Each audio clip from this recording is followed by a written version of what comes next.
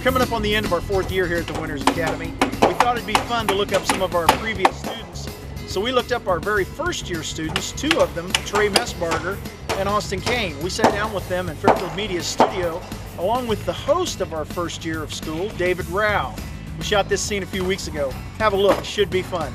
I think one of the benefits that I really like is that students do not learn in the same manner. Some students learn by listening, some students learn by reading, some students learn by working with their hands. And it's something I've been studying lately about physical body and how it reacts. People hear differently. Some people, when they say something like, I understand you, they'll say, I hear you. Some people will say, well, I see. And it's actually a person's way their mind works. Everybody's mind works differently, and some students need a different learning environment.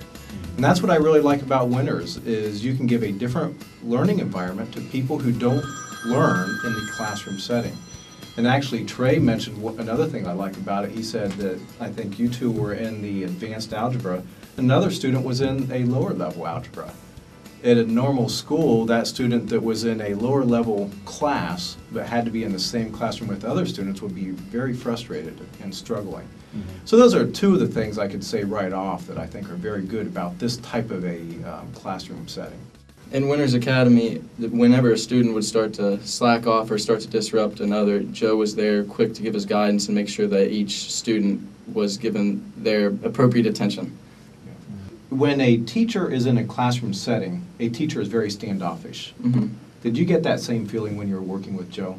No, Joe was always there, and he would make sure that we understood and we got it through, and he wouldn't, if we had any problems or questions, he was always right on top of it just to make sure that we understood fully what he wanted and what he was teaching. So did you see him mentoring as much about how to act and about life as well as, just your studies? Yeah, he was a great mentor in studies and also in life too. He would also kind of intertwine the educational part with how it would pertain to our lives, and then also during the construction hours, we would behavior-wise, he would get on us on how we should be in normal lives and to better ourselves later on. The area I'm standing in right now is actually the beginning of our new wood shop / classroom. It'll not only be the wood shop and the main maintenance area for the Geneva Hills campground, but it'll also be the classroom for the Winners Academy.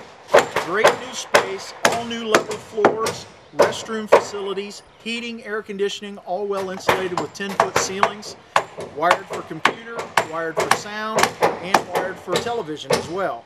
It's going to be a great improvement over what we had, and one of the cool things about this is we'll have all brand new equipment in here, all new table saws, miter saws, drills, hand tools, everything will be fresh and new here, ready to be used for the next generation here at Geneva Hills. Joe was one of those guys, he always led by example. Mm-hmm. I mean, he had that year we were all there, he had a pretty rowdy group of kids. And there was a lot of times his patience got pushed to an end. And he showed us all how to control ourselves, mainly. He was always there, and he always showed us the way to control yourself and how to act in certain situations when you're tried. Right. That's another thing I'd have to say about Winners that they pointed out is, in this type of a setting, it's very different than a classroom setting. A classroom setting, the respect for the teacher is really different as respect for somebody who is intimately involved with you in Well, life. it's not like a respect for a teacher. I mean, with Joe, I've grown to think of Joe as a second dad, and that's kind of deal. I mean, he's there, and he's in your life every day.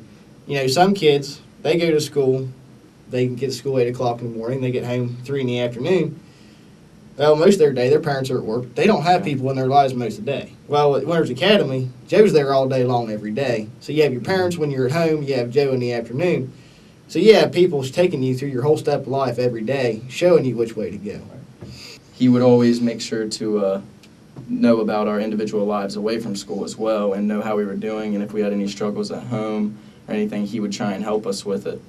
And I remember one time I didn't get up for school and didn't want to come, and test day, if I recall. It was a test, yeah, and he came and got me from my house, and my mom had him and picked me up, took me straight to school from my own bed.